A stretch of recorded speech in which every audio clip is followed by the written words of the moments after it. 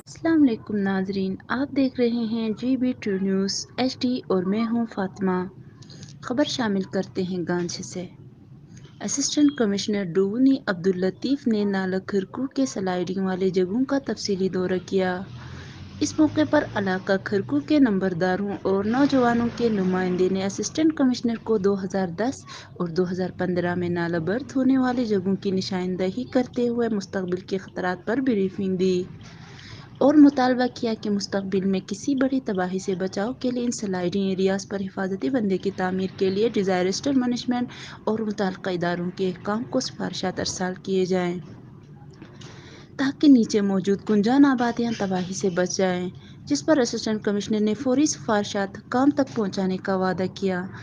یاد رہے اس سے پہلے بھی کئی بار سرکردگان اور نوجوانوں نے اس جگہ کے خطرات اور حفاظتی اقدامات کی ضرورت کے بارے میں منتخب نمائندوں، ڈیزاسٹر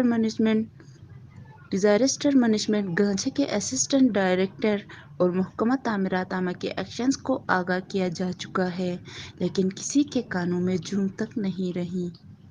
مزید اپڈیٹس کے لیے GB2 news HD YouTube channel کو لائک کریں، سبسکرائب کریں اور بیل آئیکن پر ضرور کلک کریں تاکہ ہماری ساری ویڈیوز آپ لوگوں کو پر وقت مل سکیں۔